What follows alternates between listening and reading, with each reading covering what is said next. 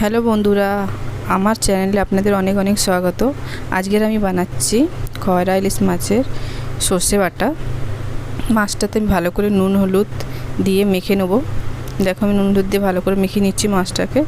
এই মাছটাতে ভীষণ কাঁটা আর খেতে খুব টেস্টি লাগে। কড়াই তেল দিয়ে দিয়েছি, তেলটা গরম হয়ে গেছে, মাছগুলো এক এক করে ছেড়ে দিচ্ছি। তেল যতক্ষণ না ভালোভাবে গরম হবে মাছগুলো ছাড়বেন না, নাহলে মাছগুলো কড়াই চিপকে যাবে। মাছগুলো আমি সবগুলোই মাছ ভালোভাবে ভেজে উঠিয়ে নিয়েছি। দেখো ভালো করে ভেজে নিয়েছি। এবার একটা বাটির মধ্যে 3-4টে শুকনো লঙ্কা, 2-3টে কাঁচা লঙ্কা আর সর্ষে আমি ভিজিয়ে রেখেছিলাম আগের থেকে নিয়ে নিয়েছি। মিক্সির জারের মধ্যে দিয়ে দিয়েছি সর্ষে। এর মধ্যে একটু অল্প পরিমাণে নুন দিয়ে লবণ দিয়ে আর ভালো করে আমি ম্যাশ করে পিষে নিয়েছি। আর নিয়ে নিয়েছি কাঁচা লঙ্কা, কালো জিরে আর টমেটো কুচি। আর আমি বানাবো সর্ষে বাটাটা আলু আর ভিন্ডি দিয়ে। হ্যাঁ, সর্ষেটা ভালো করে ছেঁকে নিবে, নাহলে সর্ষেটা তেতো তেতো লাগবে। আর আমি এদিকে আলু আর ভিন্ডিটা ভালো করে ভেজে উঠিয়ে নেব। দেখো আমার আলু আর ভিন্ডিটা ভালো করে ভাজা হয়ে গেছে। এবার একটা কড়ার মধ্যে তেল দিয়ে দিচ্ছি। তেলের মধ্যে কালো জিরে দিয়ে দিয়েছি।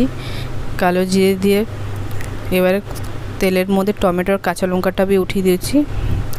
দেখো এটা ভালো করে নেড়ে চেড়ে নিলে হালকা একটুখানি টমেটোটা গলে যাবে। তারপরে ভিন্ডি আর আলুটা দিয়ে দেবো, দিয়ে ভালো করে নেড়ে চেড়ে নেবো। এবার দিয়ে দিচ্ছি হলুদ অল্প পরিমাণে আর নুন দিয়ে দিয়েছি পরিমাণ মতো, দিয়ে ভালো করে নেড়ে চেড়ে নেবো। এবারে যে সর্ষেটা পিষে রেখেছিলাম ওটা আমি ভালো করে ছেঁকে নিয়েছি। দেখো এবার সর্ষেটা দিয়ে দিয়েছি। সর্ষেটা দিয়ে ভালো করে হেলে ঝেড়ে নেবো আর পরিমাণ মতন জল দিয়ে দেবো। আমি জল দিয়ে দিয়েছি দেখো পরিমাণ মতন। এবারে আমি এটা ঢেকে দেবো 2-3 মিনিটের জন্যে। ফুটে গেলে তরকারিটা মাছগুলো এক এক করে ছেড়ে দেবো ঝোলের মধ্যে। আর বাস নামানোর আগে অল্প কাঁচা সর্ষের তেল আর কাঁচা লঙ্কা দিয়ে তারপরে নামিয়ে নেবো। আমার মাছের সর্ষে বাটা বেনে রেডি। প্লিজ আমার চ্যানেলে সাবস্ক্রাইব করে দিবে আমার ভিডিও ভালো লেগে থাকলে।